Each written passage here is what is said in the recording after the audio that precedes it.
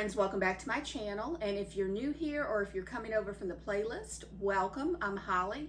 I'm happy to have you here. Today I'm sharing with you a collaboration video. This is for another Foodie Friday video, and it is being hosted by Tiffany at Small Town 6 and Jessica at Jessica My Rose. And they both have great content on their channels. They have grocery hauls, cooking videos, motivation, wellness, motherhood, lifestyle type content. I think you will enjoy their channels. I'm going to leave the links down below in the description box, so please be sure to go and check their channels out. Also, I will leave the link to the playlist of all my friends that are doing some really good videos on some good food. I think that you will enjoy. They always come up with great, delicious recipes, and I think you will enjoy them. And on my channel, you'll find some cooking and baking. I also do some grocery hauls, and every now and then I'll do some what I cooked for dinner type videos. So if that's the type of content you like to see, I would love to have you here and become a part of my YouTube family. Just click that subscribe button. And now I'm going to show you what I made for this Foodie Friday video. And I feel like it's comfort food. It's definitely something we enjoyed having, and I will definitely make this again. So I hope that you enjoy the video, and I hope that it's a recipe that you would enjoy making for your family as well. And for this Foodie Friday, I decided to make a Southern smothered chicken recipe, and it's really delicious. I'm going to leave the link down below for the recipe.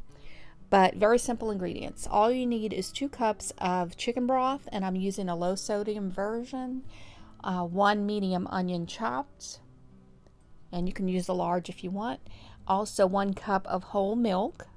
And for the seasonings, it calls for a teaspoon of salt, but I do not add salt to this.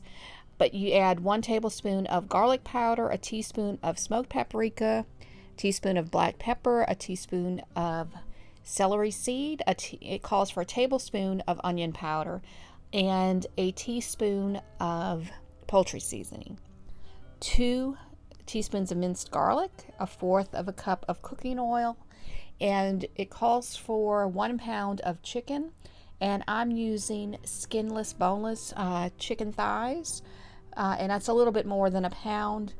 But this worked out fine for this recipe. And I also like to season my chicken, and I used this roasted garlic and herb flavor and season both sides of the chicken. I just find that adds more flavor to the dish. And like I said, all of those ingredients will make this flavorful. And you will need 1.5 cups of flour. And now I'm going to show you how to put all this together. Very easy.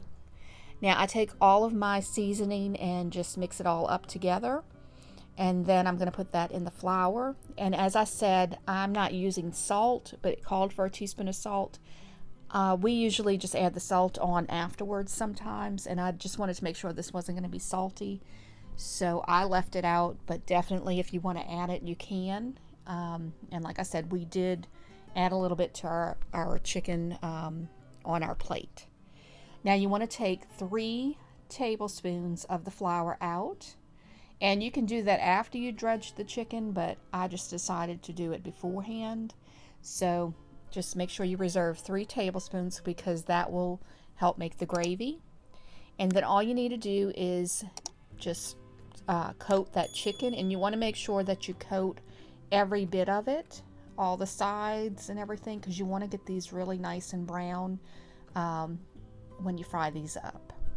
So just continue to do that, and then just put these on a separate plate or a sheet pan.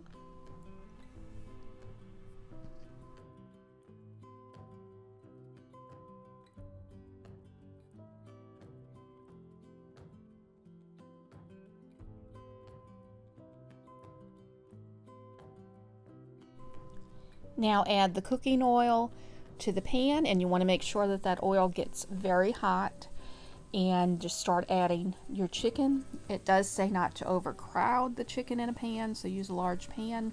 And if you've been with me for a while and have seen me cook chicken like this before, I make sure it all fits because it was like one more piece needed to go in there, and I was like, nope, it's gonna fit in there. So I didn't want to have to cook that separately or anything, and just made it work, and it worked out fine. So crowding it wasn't a big deal.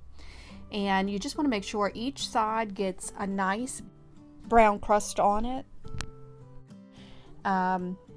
You can see how nice these were, and some of the larger pieces I felt needed to cook just a little bit longer. So as I turned it, I wanted to make sure, like I said, that both sides got really nice and crispy, and just started to take the smaller pieces out, the ones that I felt were pretty cooked. And you don't have to cook it all the way because it's going to cook in the gravy, but I kind of wanted it to be somewhat cooked before I put it in the gravy, because I didn't want to cook it too long. So these were the ones I left in just a little bit longer, just to kind of cook through a little bit, because some pieces, like I said, were a little bit thicker in certain areas, so it needed to just kind of cook a little bit longer. But I love how these browned up. They really did brown up nicely. Then just add your onions, and you want to, I did have to add just a little bit more cooking oil to this, because all of that cooking oil was basically gone. I think it soaked up with the flour with the chicken. So I cooked that down until they got a little bit more translucent, and they were almost done. Then I added that garlic, because that garlic will burn very quickly. So probably less than a minute, I let that kind of become fragrant with the onions. And once that's cooked, you want to take the onions and the garlic out and just put that to the side. Next step, add your flour, and I did need to add a little bit more oil to this, so I added about a tablespoon and just kind of whisked it in. And as you can see, it was dry, so I added a little bit more. And I don't know if that has anything to do with this non-stick pan, that it kind of just, the oil just doesn't last too long. But I added a little bit more, and you can see where it started to make just a little bit of a roux. And this really did help to thicken it, so this will be a thick gravy.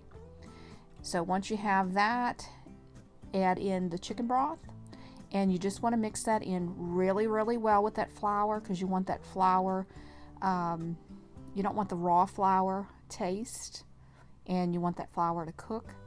So just mix it in really well, and I find that the whisk does help a lot. I think that's a little bit better than using a spoon, but you can definitely use a spoon if you don't have a whisk. But just kind of mix that in really, really well. Add your 1 cup of milk, and I'm using whole milk. That's what the recipe called for. I'm sure you can use a different type of milk. This does help to thicken it along with that flour.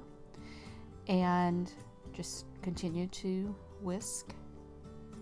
Add the onions and the garlic back into this.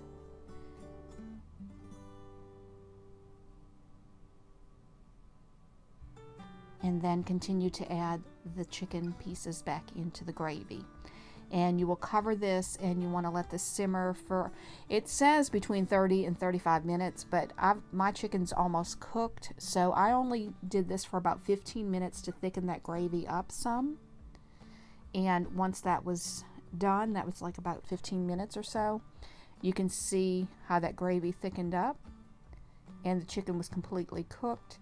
And it's not lumpy at all. If you see any lumps, that's the onions that are in there. But it was a smooth gravy.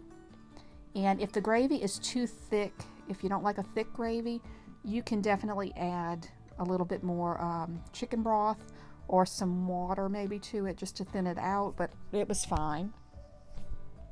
And this is what it looked like when it was plated. We had some mixed vegetables, and we like the instant garlic roasted mashed potatoes, and that's what we had with that. And that's the chicken with some of that gravy on top. Like I said, it is a thick gravy, so if you like yours a little bit thinner, you can thin it out. but we really did enjoy it. Very, very flavorful, really delicious meal. Please don't forget to check Tiffany and Jessica's channels out and the playlist down below. Hope you enjoyed this video, and if you did, please give it a thumbs up. And if you're interested in seeing more like it, please click that subscribe button and the notification bell, and that will notify you when I post new videos. Hope everyone has a blessed day. God bless y'all.